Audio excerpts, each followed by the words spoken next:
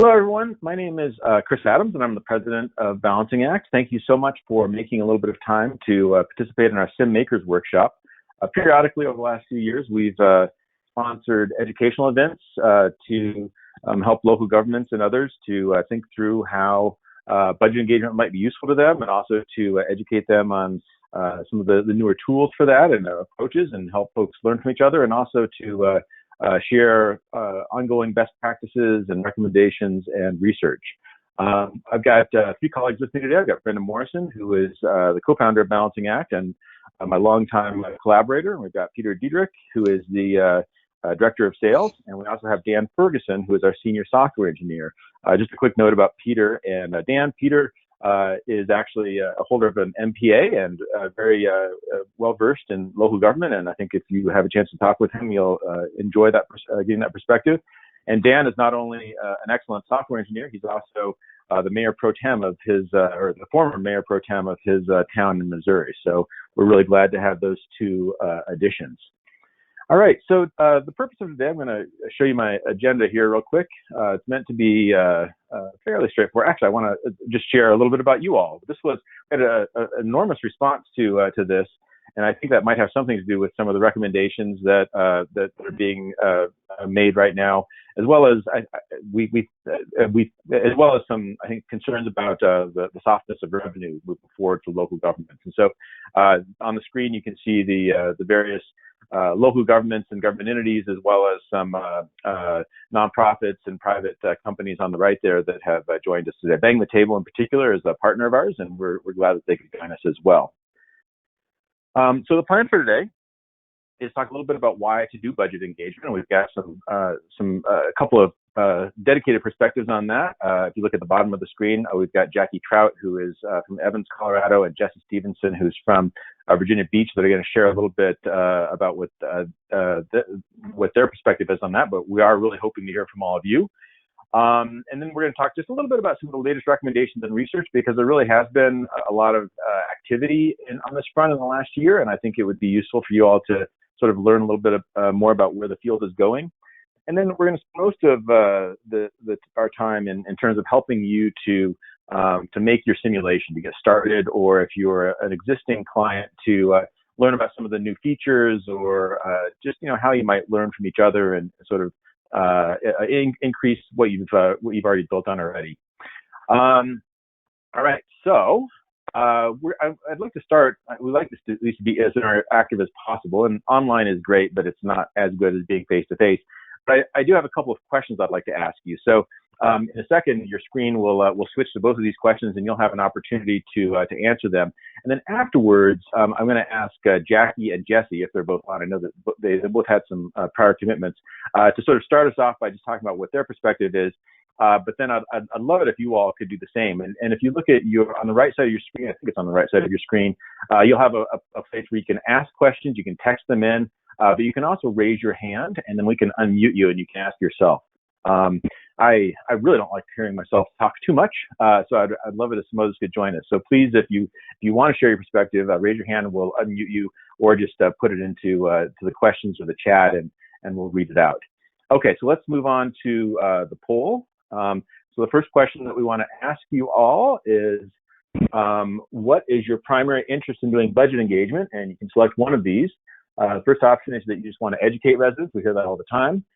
Others place more emphasis on understanding resident priorities. Others are concerned about the cost of government going up faster than projected revenue streams, and wanting to engage residents on that question about a revenue increase possibly. Some local governments and others are looking at some service cuts, and then there's a number of other reasons as well. So go ahead and take another moment or two on that, and then I will close that and show you the results. Take another 3 seconds, so I'll just count down 3, 2, and 1. I'll close that, and then I'll share the perspectives with everybody.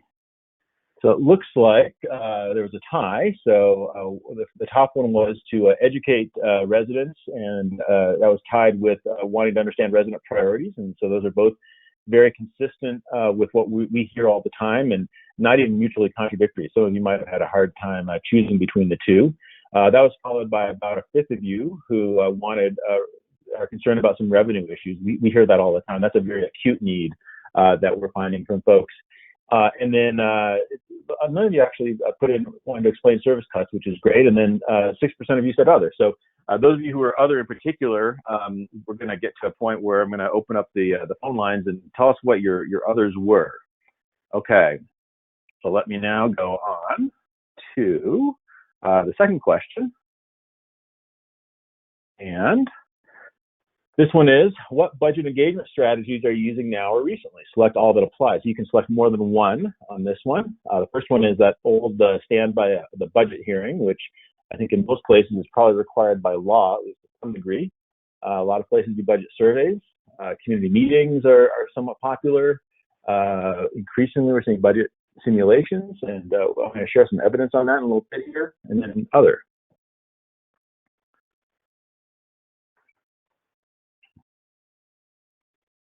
I'll leave this one up for another 5 seconds or so. And 5, 4, 3, 2, 1, and let's see what people said. It looks like budget hearing, not surprising that 88% of you do that. Budget survey, about 41% of you, and that's fairly common. And we think that those are terrific, but there's also some problems with that we'll talk a little bit about, and some strategies for that. Community meetings, 71%, that's great. And then a third of you are doing budget simulations, and that makes sense. We've got a good representation of our current clients on the call, so that's fantastic. Okay, so I'm going to now just ask you a question. I'm going to ask, what is your why for doing budget engagement? And we'd love to have everyone participate that wants to, and you can use the questions feature or the chat feature. But also, if you would like to talk, raise your hand. If you find your name under the attendees, you should find your name. But I'm going to start by asking if Jackie and Jesse. Jackie is from from Evans, the city of Evans, Colorado, and Jesse is from Virginia Beach, Virginia. And I'd ask them if they could just kind of start us off by sharing their perspective. So, Jackie, I'm going to unmute you, and you are unmuted. So, if you wouldn't mind just sharing a little bit quickly about yourself and about your city, and then about what has caught the town's interest, the town of Evans' interest in doing budget engagement. I think you should be unmuted now, Jackie. And let's see, Jackie. Oh, can you hear me now? Yeah, now I can hear you. Perfect. Great. Yes, so I'm Jackie Trout. I'm the finance director at the city of Evans in northern Colorado, and we are looking at using balancing act for a couple of different items. One is just to increase our resident understanding of our budget and some of the funding constraints that we have. We are secondly also looking at it as an education tool for a sales tax increase that will be on our ballot here in April. So we are trying to use it not only to communicate those funding constraints, but also where the money is really coming from that's funding city operations, and hoping to tie in a connection to folks that are looking at where we're spending our money and where other revenue options might be.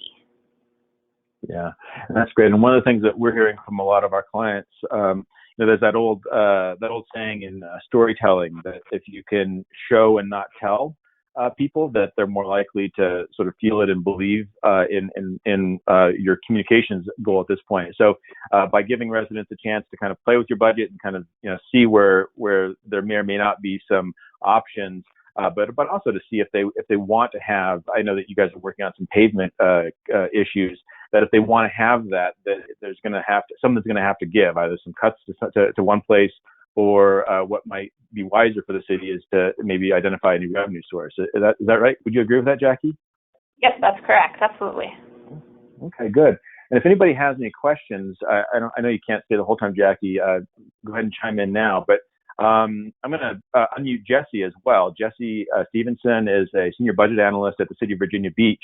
And Virginia Beach was one of our very first, back when we started doing this in 2015, Virginia Beach, Kansas City, and San Antonio were our first 3 clients. And I don't think Jesse was doing the simulation then, but but he's taken it up and done a really nice job with it. And I think he has some big plans for this year. So, Jesse, are you there? Yes, I am.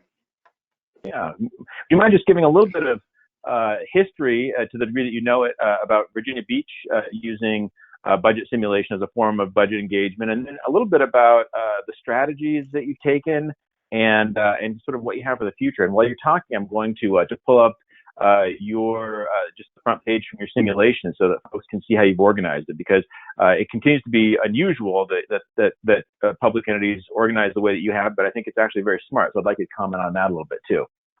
Sure. So to start, or just a little bit of background, our former director was really interested in trying to find some new ways to engage with citizens, because we've got our budget document and we had some budget hearings and some traditional means like that, but she kind of wanted to explore some new avenues of getting input and also educating citizens about what we're doing with the taxpayers' money. So that was kind of the impetus for beginning the relationship with Balancing Act, which of course we've continued until the present. We're still working on that. But originally we had kind of organized our simulation. Now you see it, the spending is grouped by our council goals. So these are outcome focused, categories. So it's stuff like be the safest city in Virginia. That's where our public safety departments are.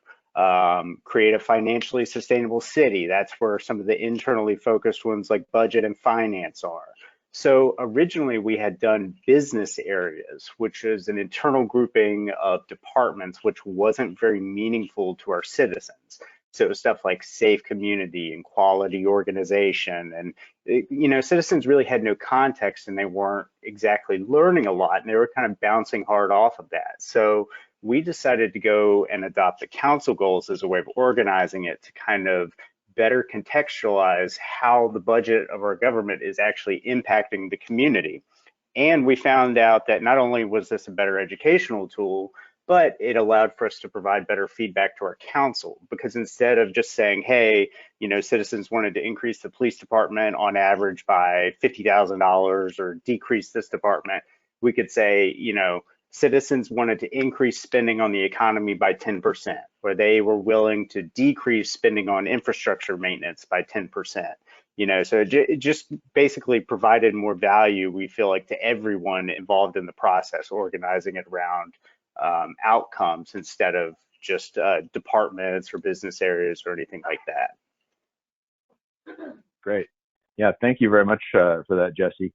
And I know that people are typically reluctant to share their own perspectives on this, at least with their voices. But if anybody wants to sort of talk about kind of what their why is and why this might be something that they're doing, either by chatting, using the chat box or the question box, feel free. We'd love to hear from you. But I also understand that is something that people often don't do, especially if you're tuning in and listening to this on your lunch break. So I'm not seeing any hands raised right now, so I will just go ahead and keep on going. I anticipated that there wouldn't be too many people that wanted to chime in, which is just fine. And so I thought I would just throw up some responses that we've heard from previous participants that that just there's so many things that tax dollars go to, and that just wanting folks to know that there's an awful lot that public entities do. That revenue is basically fixed, and that often the revenue is dedicated and so forth.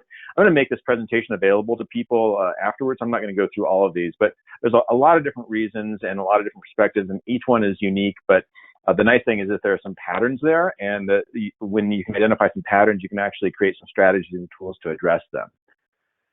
All right, so realizing that we've got a nice mix between current and new and prospective users of Balancing Act, I'm going to just go over a little bit some of the new stuff, which is really exciting. I mean, having our new software engineer, Dan Ferguson, coming on board, we've got even more stuff coming down the pike. But just to kind of show you what these are, and we're not going to spend too much time on these right now, because I want the bulk of today to be about helping you to begin your simulation and to sort of think through some of those basic things about how you want to build it and how you want to structure your budget engagement. But I do just want to kind of show you some of the fun things that we have coming down the pike. So first, this really is for the new people. These are our two products. We've got the simulation on the left, and then we've got the taxpayer receipt on the right. We'll talk about the taxpayer receipt probably in the third week. It's actually pretty simple, but probably the easiest way to create it is to build on what you're doing with the simulation. This is meeting mode, and this is actually in Kansas City, Missouri. This is the year that they won the GFOA Award for Excellence for public engagement on the budget. And what they're doing here is they're just using our online simulation in a face-to-face setting. When we founded our company, it was it was actually a face-to-face public policy facilitation and public engagement company.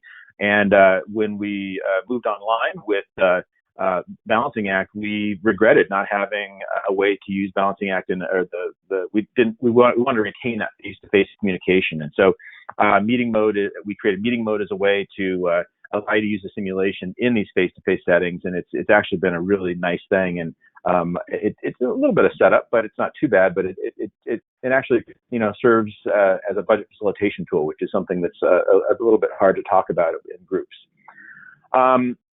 In the last couple of years, we've really improved our analytics, and so we'll talk about that a little bit later, probably in the second or the third week. We give you really fine-grained information about what users are doing, and letting you see how they would make trade-offs and how they would balance the resources between revenue and spending and so forth. This stuff is brand new. We're just, I think it's gone through quality assurance, and I think we've released it to the LIDA site, but we haven't really promoted it to clients yet. We have customizable entry modals so that you can add logos and special messages at the very beginning. That's on the left. That's Cherry Creek Schools, which is a suburb of Denver. And then we also have the ability of adding rich text information, as well as things like pictures and videos. So this is a video. We've been working a little bit with GFOA lately on financial foundations for thriving communities, and so we just popped their intro video in here. And it's a nice place. And if you wanted to have a mayor or a county commissioner or a finance director or a city manager or something, you just do a very simple video introduction there and just kind of ease people into your simulation. Or if you've got, like Evans, if you've got a situation where there's a particular issue that you want people to focus on, such as pavement conditions, you can put in some pictures of that. You can sort of draw people's attention to that. So lots of I think, use for these two types of features. We have another one that I'm really excited about, and this one actually has not quite been released. It's still going through quality assurance, but it will be coming out very shortly here. This allows you to ask some entry questions. So we have the ability to do exit questions when people hit submit. You can ask questions, like are you satisfied with county services and things like that. This allows you to ask questions at the front end if you want. And also, because people are often reluctant to give personal information like their address, we created a way that you could position a map. You could have people position a map, and they could sort of identify about where they live, and then we record the longitude and latitude. So we've for a long time we've gotten requests from our clients to know a little bit more about where people live, because often there's political jurisdictions like councils, or if there's a concern, council districts, if there's a concern for equity, wanting to know, gosh, are we only hearing from people from a certain part of town and so forth. And this is a nice way to do that sort of walks that fine line between asking information that people might feel uncomfortable with giving you, but also giving you a little bit more sense of who people are, and in particular where they're coming from. So this is an exciting one, and should be released in the next week or so here.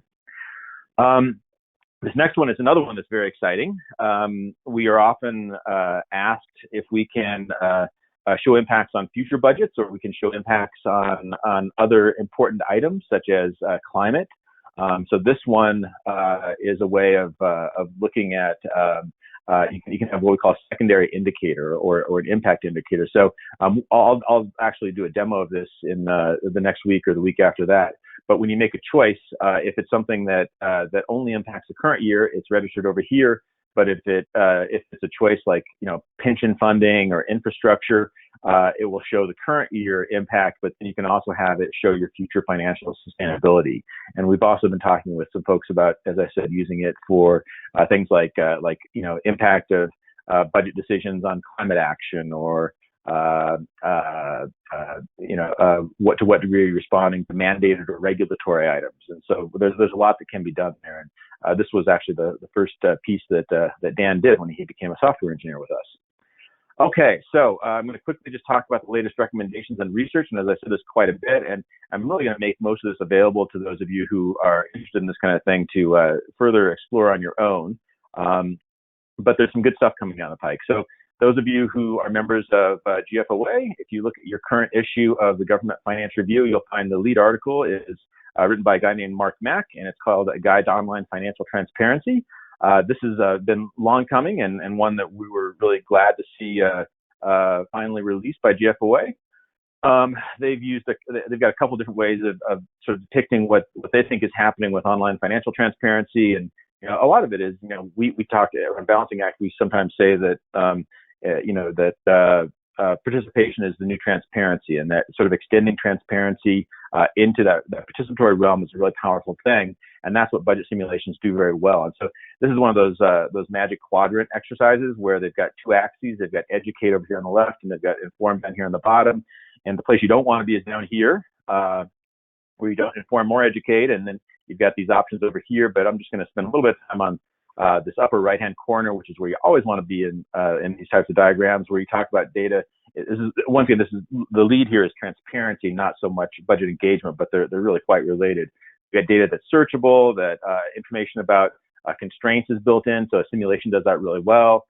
That next bullet is actually saying that they provide budget simulations, timely data, accurate data, and context. And this context is one thing that we've really been focusing a lot on too. And as we make our offering more robust and offer more opportunities to add things like videos and live visualizations and things like that, that's something that we think is very valuable. This is the recommendations part of that report, where they actually talk about simulations and they talk about participation. Just reading the underlines here, integrating online with in-person, and that's our meeting mode does that really nicely. Context, control the options. Don't let people do things that are illegal or highly implausible, etc. Try to have it be as simple as possible and flexible. So once again, if I've made this available to you over in the handouts portion of your control panel, which I think should be by default. It shows up, I think, on the right part of your screen. So there's a lot of good stuff there. This is a Government Finance Review from last year, and it's got an article called Technology and Public Involvement in Budgeting. And this was also written by Mark Mack as well as myself. And it was a fun article to write because I got to look at the history of budget engagement over the last 30 years or so, and kind of what works and what doesn't, and where there's some shortcomings. And one of the things that that folks really found is that going back even to the 90s was that simulations are probably the most powerful, are the most powerful way, most effective way of having those positive benefits of doing budget engagement. But the problem is, at least until about 2007 or so, 2008, is that they're always done with paper and pencil, and they were very expensive on a per person basis to do. They required a lot of staff time. They weren't very reusable. They weren't scalable. And so this article talks about the history of various types of budget engagement, and then sort of makes the case that, now that there's high quality, affordable, cloud-based software tools that you can even use in face-to-face settings, that really does represent a new opportunity. And it kind of overcomes the objection that, a lot of, local government folks might have, that the budget is just too complicated for people to understand. There's no entry point. You can actually now, do this in a way that's pretty useful, pretty convenient. And as the next slide will tell you, is actually giving you some pretty good data. This is some new research that on the left is an abstract from a paper that, as you can see, is just brand spanking new, February 5th, 2020. But it's the result of 3 years of 3 researchers. The 3 researchers are listed there using Balancing Act, using a special version of Balancing Act to do some really groundbreaking social scientific research and studies that are very powerful. And one of the main things they found is that when you're trying to understand people's attitudes and preferences, residents' attitudes, that budget surveys are pretty limited. and they talk about why. And over on the left there, the reasons are that they don't show the relationship between revenue and spending, and that's kind of the one of the major things that they're finding is that if you just ask people questions about spending in isolation, or just ask people questions about revenue in isolation, and don't connect the two, that they're just disjointed, and that you really need to try to find a way to connect the two if you want good information. And in addition to that, I would also argue if you want to educate people about what their tax dollars are actually doing. Another problem with surveys alone are that they don't show price effects. That people might on a survey might rate 95% love the fire department and 95% love the fireworks display. But if you're looking at the impact on the budget, they're dramatically different. And so to show price effects is another powerful thing that a simulation can do. And then maybe for me at least, the main thing that they do is that they don't convey the difficulty of making hard trade-offs. And so that may seem strange for somebody who is a software maker to say, but one of the things that we appreciate the most when a resident goes through our simulation, one of our simulations, is on the other end. We hear this all the time. They say, that was really hard. Now, we don't want them to say that the software was hard to use. What we want them to say is that the tough trade-offs that folks like you on the phone are making every day is difficult and hard. And what that does, it just transforms the conversation. So instead of people saying, oh gosh, if they could just cut this and this and this and that and that and that, then we would have all the money that we need in the world. But if you can provide a simulation that sort of conveys the totality of what you're trying to do and gives them a sense of the price and the trade-offs and so forth, and connects that to the revenue source, it actually does convey that it's really hard. And we think that's a good thing. And we think that's also the beginning of not the beginning, but it makes it much easier to find practical, implementable solutions. And then the kind of their cornerstone finding is that when people are presented with both sides of the ledger, that people don't come away thinking that residents want something for nothing. So part of the reason why they did this survey was they wanted to counter the narrative that people weren't smart enough to know that things cost money. And that they just didn't get the connection between the two.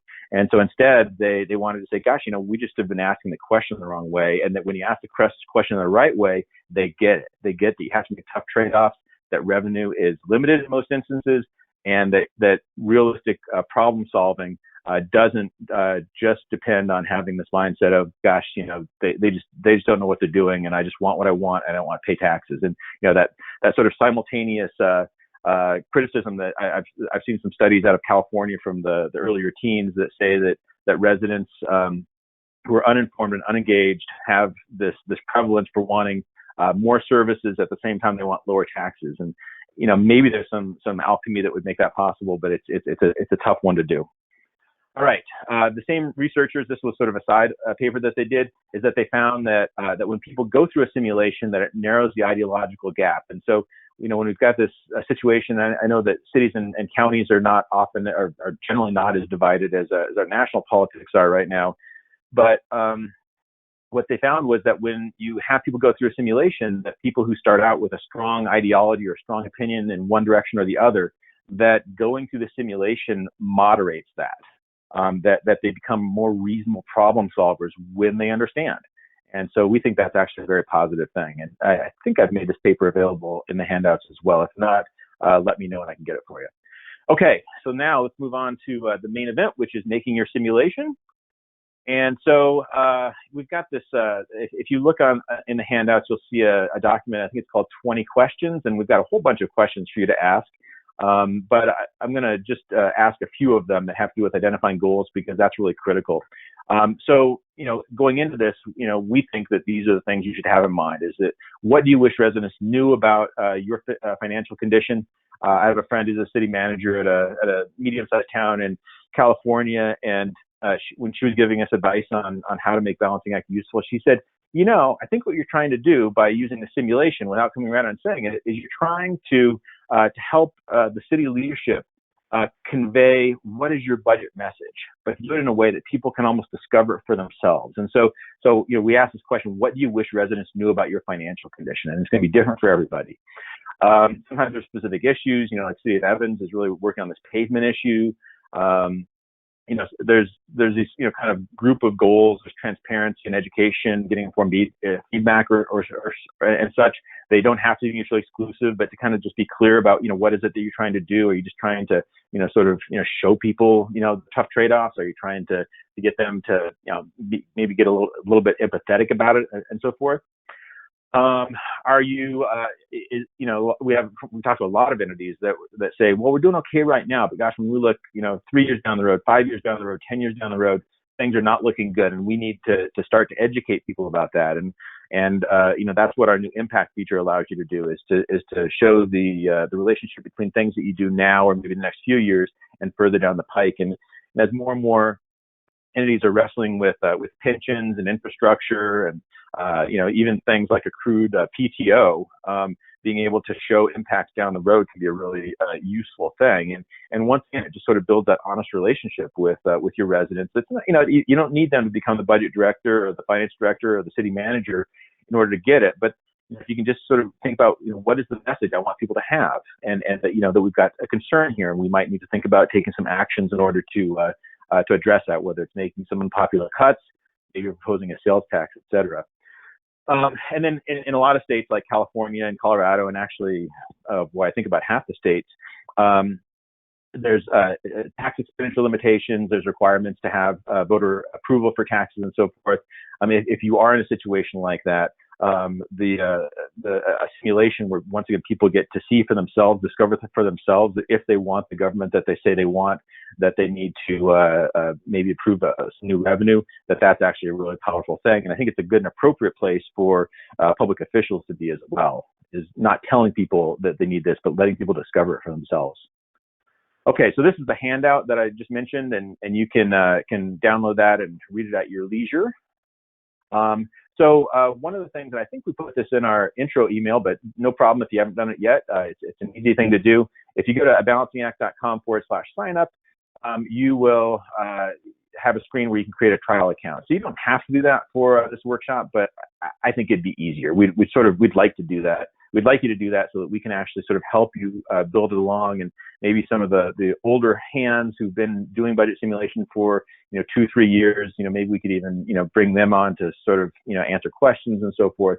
But if you could create a trial account, we think that would be a useful thing, and it's free. And any work that you do, by the way, if you want to convert it to a full account, that is an easy thing to do. So you won't lose any work if you want to do that. Okay, so now let's get to the nitty gritty. So Balancing Act contains a lot of data, and it also contains a lot of controls and constraints, and a lot of different features that take it way beyond just a solely an educational device or a device to convey information. But there really are there's 5 main types of data that we really encourage you to think about. 3 of them are required. And so the 3 that are required are, in order to build a Balancing Act simulation, you have to identify your categories. And this sounds easier than it might be easy, but there's some considerations there. And that's what I'm going to walk through with you in just a moment, is about how you choose your categories. And when Jesse was talking about, how they did it in Virginia Beach, and to this day, I still think Virginia Beach has probably done that better than anybody, because they chose their categories in a way that people could sort of understand what the expenditure was trying to create. But you can also just do it in the department. So anyway, category, subcategory, in this case, it's police, and then a subcategory amount. So in this case, it's $254 million. And those are the 3 required elements in Balancing Act. And then we also have 2 additional ones. So if you click on this blue info icon, you get what we call more info, which is just a brief narrative description of what an item is. And then if you want, you can add additional information that goes in more details. And I'll show you how all that fits together in just a sec. Okay, so some considerations, and Jesse, and actually anybody, especially the older hands, I don't want to say old hands, but the people who are experienced with making simulations, if you want to chime in, feel free to. But these are just things that we think you might want to keep in mind as you sort of make these sort of foundational decisions about your simulation. So what makes a good category? So I think the key thing is that it's understandable to the public. So police, that's understandable. Fire, that's understandable. Public safety, that's understandable. Administrative services, not so sure. But that doesn't mean you can't just have that. But if there's a way for you to present the categories so that people can relate to them, sort of see how it's driving towards the purposes and the outcomes and maybe vision for the city, that's great. I realize that that's easier said than done, but to the degree you can, I think it's great. And we also encourage you to you don't necessarily have your categories completely correspond with the budget book. And there's really a lot of opportunity for, I think innovative framing or creative framing. And I don't mean creative framing like trying to obfuscate. But Kansas City was one of our first clients, and it wasn't until I'd been working with them for about 2 years. They'd been using Balancing Act for about 2 years when I finally got to meet their budget director, Scott Huizinga, in person, that he told me that that there were actually 36 different funds on their Balancing Act budget simulation. And the delightful thing for residents and people like myself that might want to use a simulation and learn a bit about Kansas City's situation, I didn't have to know that. The whole purpose of the simulation was was driving to give me an overall sense of what the finances were, what some of the tough trade-offs were, and to just get a better understanding of what was going on, as opposed to sort of strictly corresponding with what's in the budget book. So we really haven't heard residents. I've heard no complaints with residents saying this doesn't correspond with the budget book. So I think if you can just sort of think about trying to be understandable, that's kind of where you want to be. Your options, I've kind of already talked about these, is departments, major issues, goal. We also encourage you to roll things up. We had one entity that I think for internal political reasons, they felt like they needed to have every single line item or major line item on their Balancing Act simulation. So they had 26 categories, and it was challenging. I think it served a different purpose than resident engagement. I think it more showed responsiveness to internal concerns about not being left out or one department being made into a target, for example. So we encourage you to roll things up as much as you can. And once again, I don't think you won't hear any complaints from residents. You might have a little bit of internal opposition to that, but I think if you can kind of convey to folks that it's not going to be detrimental to residents understanding the budget to roll things up, I think you're in good shape. All right, so subcategories are also important. This is really the point of interaction. So if you think about the subcategories as the question, like 911, and then if you can provide some information about 911, we've got an average pickup time of about 6 seconds, something like that. That to me is very useful. And so so to try to think of the subcategories as a point of interaction, that I think is a powerful thing. Next week we'll talk about scenario questions. So it's not just using the plus minus feature, but actually kind of framing things a little bit more. So, but with a scenario question, you actually do specifically ask a question, whereas with the plus minus you don't. But either way, if you think about your subcategory as that point of interaction, what is it that you really want to present for interactions with the resident? That's kind of the key there. And once again, I just encourage folks to make it relatable. We sometimes have an interesting conversation going on. Our main users are the clients, the people that we work with in local government. They're typically budget finance people, and so we've really built Balancing Act in such a way that it can respond to their concerns and accuracy and conveying constraints and so forth. But the other side of the house that we often work with is the communication side. And so there's often a little tension between the two, because one is sort of focused on completeness and comprehensiveness and accuracy, and the other is concerned with how are people going to understand this, and gosh, if we can get people's attention for 8 to 10 minutes, how should we structure this in that way? And both are important. And what we found to be the most successful is that when there's a little bit of a team effort between the budget finance side and the communications engagement side of the house. All right, revenue categories, just a little bit about that, because there are a few other budget simulations out there, and they, to my knowledge, they don't include revenue categories. And so we think it's actually important, and the academic research that I was talking about earlier, where they actually used Balancing Act and did a bunch of tests on it, that's what they actually found, was that these revenue categories are critical, that you have to show the revenue side. Often though, there's a lot of things that like fees and permits and all sorts of things like that. And we encourage you really not to be afraid to roll up some of those items, unless they're, if they're high profile for some reason, like parking tickets, if that's an issue in your town, certainly you can put it on there. But we found that if you roll things up, it's not going to cause a problem. We have some different options there. You can have it adjust by a rate instead of just an amount, and then you can also lock them. So, interesting story about one of our longest standing clients, Milwaukee County, a very large county. The first 2 years, they locked down their revenue categories for a number of reasons. And in part, I would just say public perception. They didn't want the public to think that they're using Balancing Act to fish for a tax increase. And so they locked down those revenue items, and they had residents prioritize within the forecasted revenue. And that was a useful exercise. But then the third year that they did Balancing Act, they said, we should sort of give people the option to say if they would like to adjust some revenue, in addition to just, at that point for them, it was making cuts on the revenue side. And what they found was that people were quite responsible with it, and that when they said they wanted, certain increases in services, or in the case many times in Milwaukee County to just not cut services, that they were willing to increase their revenue a little bit. And I think sales tax is what they found was had the highest level of accessibility. So we just encourage you. We understand that why you might be concerned about, letting residents adjust revenues up or down. We can't really point to any, real problems with that. We can't, we've never heard reports of anything terrible happening. But certainly it's something that we understand, and our advice is just to use it sparingly, and maybe even to think about how can I educate my residents as opposed to just sort of taking away this ability to mess with the revenue a little bit. All right, so getting data in, and then I'm going to go to a live shot in just a moment here. We got 3 options.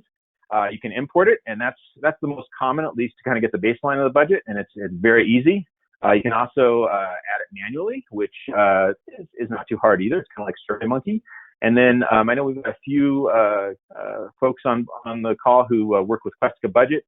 Questica has been an excellent partner, and they actually built an API for us for their customers to move right to Balancing Act. And so we've got a special offering for them. And if you want some help with that, if you are a Questica customer, let me know, and we'll help you with that. It's a little bit of extra setup on the front end, but then you can go pretty fast after that. So this is what the file looks like that you'll need to if you're going to import with a file. And if you recall that image I showed you earlier that had the 5 types of data that are in Balancing Act, this corresponds exactly with that. So column A is category. So you've got category, and then you've got police, parks and rec, and then subcategory, you've got police patrol, and then amount, police patrol, 900,000. These are the 3 required once again. And then if you want to enter your more info and your more details using the CSV, you can do that right here, and it's a very simple and straightforward thing to do. And then if you want to do it by hand, I'll demonstrate this for you in just a second. It's a real simple thing to do. You just click on things and make the changes you want, or you click on the pencil and so forth. All right, so I'm going to now just show you how to do this. So I'm going to go to my Sandbox account over here, and I'm going to choose Create Simulation, and I'm just going to call this one Test for Makers Workshop. And then I know that a number of you have multiple languages spoken in your jurisdiction, but we're going to stick with English, but we do have other languages as well here.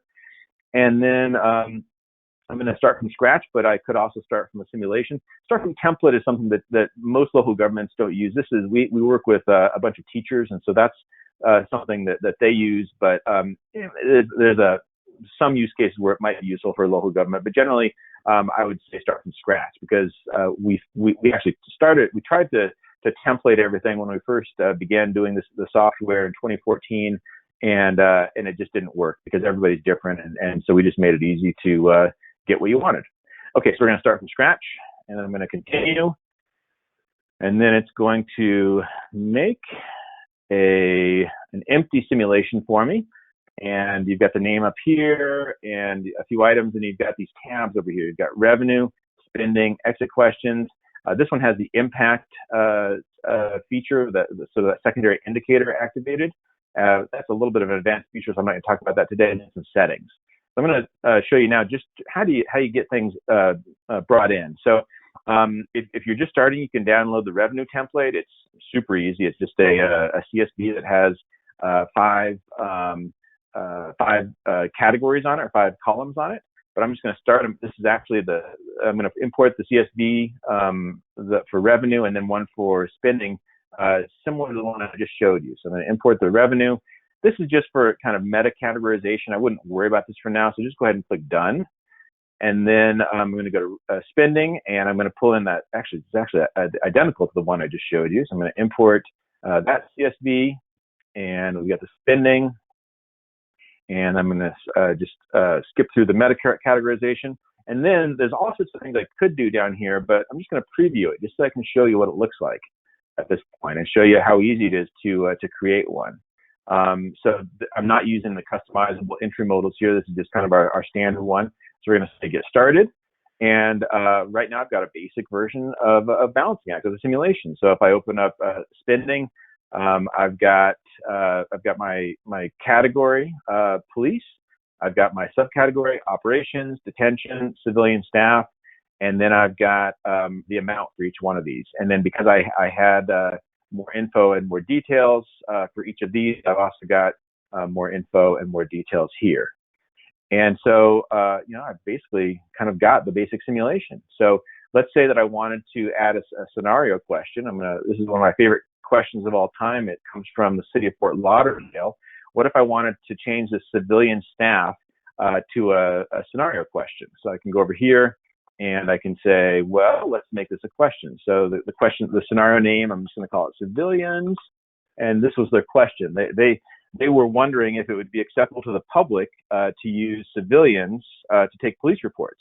And so the question that they asked was, should civilians be used for police reports instead of sworn officers to save resources when appropriate? And so now you can go down here and you can say no. We think that is important contact time for police to have that interaction with residents. And so you can say, so there's a $0 difference there. And if I wanted to put in some explanation, I could do that. Say, this is our preference. And then if I wanted to, I could put in a picture, or I could put in more details and so forth. Or I could say, let's create another option. We could say yes. And in this instance, I think we're projecting it would save $90,000.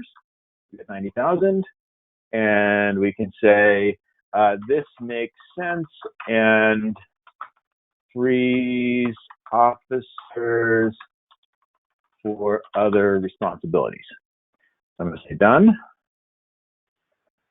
And then I'm going to go up here and I'm going to take a preview. And if I go over here to police, I've now got the question I just made. Civilian staff, $90,000. Should civilians be used for police reports? And you've got yes and no. And if I go no, it says this is our preference. Yes, it says this makes sense and frees up officers for other responsibilities. And so if I say yes, well, I've just freed up $90,000, and I've got a surplus of $90,000 that could be used in other parts of the police department, could be used on other expenditures, it could go into reserve, it could be used to mitigate against the need for a future tax increase. You can really do anything you want with it. So I'm going to show you one more brief kind of interaction, and then we're going to kind of wind up for today. Let's say that in Parks and Recreation, we wanted to not allow people to cut below a certain amount. So instead of going to scenario question, I'm going to go to standard plus minus settings, and it gives me all sorts of options here. So I can lock it, which means that no one can change it. So a little padlock appears.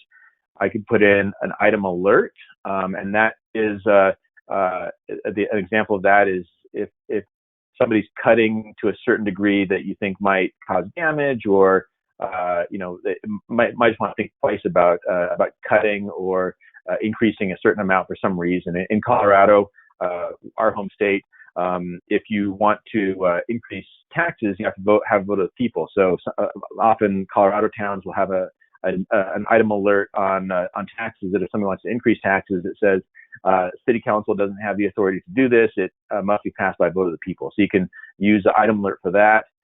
Down here, you can have the item change by different ways. You can change the percentage. By default, it changes by 1%. You can adjust that if you want to have the dollar amount go up. If you want to have it go up and down by a fixed dollar amount, you can do that. Or you can have item change boundaries. And so I'm trying to remember what I was doing here. Let's see. Sorry. I think 125. Where are we here? Parks, 500,000. Okay, so let me go back to that, and I'm going to make it so that we can't cut parks below, say, $480,000 for some reason. It's a little bit arbitrary. But then we're going to say can't cut more than this. And then if you wanted to put a ceiling as well, so I'm just going to say done. And then let's also say that we wanted to put in a picture of a park. So you've got existing, you've got a little bit of language in here for more info, and then you've got the city has 4 parks. Let's put in a picture. I think I've got some photos up here. So we'll put in a nice, pretty park. And then it asks for accessibility reasons. It asks for a description of what the image is. And then I've got it right here, and I can say done. And now, when I go to preview, and if I go to parks, and say that I wanted to cut parks for some reason, and I get to a certain point, it says you can't cut more than this. That wasn't a very realistic scenario. Usually this would come in like with detention or jails or something like that, where you can't cut below a certain amount because of state law, etc. And then if I wanted to check and see if my picture got inserted, I see that it did. It looks like I popped it right in the middle of a sentence. So that was something I'll need to correct. But anyway, I hope you get the picture. It's meant to be pretty simple. We encourage you to use the CSV upload for the basic stuff to kind of get your baseline in. And then once you get there, you can do all sorts of fine tuning and change it to different questions. You can add constraints, you can add context, and so forth. So I think I was going to sort of stop there. And just if you have any questions, please let us know, and I or the team will try to respond to them. But I'll just sort of end with my strategic thoughts. And one thing that we found, especially with the budget finance people, is that this is your lives, and you spend, your entire work life, in and out of the budget and finance, and it may seem frustrating to you, or just like, how could you believe that people wouldn't want to know as much detail as I know? That you know too much, and we tell people, and this is where the communications people come in. We know that people spend about 10 or 12 minutes on a budget, on a balancing act simulation. So if you think about what you want to convey in that 10 or 12 minutes, and be kind of disciplined about not giving them everything, but really kind of pointing them to the 5 or 8 things that might make up that budget message that you want people to absorb. That's really where I think the sweet spot is and the value is with the public. Now, in next week or maybe the week after, we'll talk a little bit about using it internally, and we've had some really good success with using it internally. And that's a different deal. But when you're talking with the public, you know too much, and so try to think about how you can roll that up into some interactions that will really kind of convey the challenges and also get you that good education, engagement, and input. You can use the structure to kind of frame this right. And you kind of like that academic research paper was saying, framing is really important. And then also, just think about those categories and subcategories. I hope that people didn't think I was belaboring that, but that really is the foundation, I think, of a useful budget simulation is to really have, get that category, subcategory, structure right, so that you can then build forth with whatever detail and kind of the interactions that you have. So I feel like I would like to stop talking. I'm just wondering if anybody has any questions, or any of my colleagues, Brenda or Peter or Dan, want to ask any questions. And I'm not seeing anything. I'm not seeing anything in chat. So given that that's the case, if you have anything, go ahead and mention it. If not, let's go ahead and wind this down. So this is intended to be a 3-part series, and this one got so big, I think we had more than 40 entities registering for it, that I kind of hit a lot of different points. So one thing we'd like to offer you, and that's in the bottom in red, is if you'd like to have just a 15-minute one-on-one, just shoot us an email, and Peter or Brenda or Dan or I would be glad to just kind of help you, think through your particular situation. And maybe troubleshoot with. We're actually glad to spend more than 15 minutes with you, but we realize that you're busy people, and 15 minutes might be what you have. But we're glad to help you get started out. Create a trial account if you have any issues with that. Shoot an email to us, and we'll help you with that. It shouldn't be too bad. I think I may have. There might have been an issue with the link I sent out the first time. So if you're having trouble with that, you can just go to our homepage and just go to the bottom right, and it'll say sign up. If you want to, try out, your categories and subcategories, try entering some data. And like I said, we'd be glad to, schedule just a one-on-one with you between now and the next session. And hopefully at the next session, we'll look at some more use cases. I'll sort of recruit some of the old hands to kind of share a little bit about what they've done.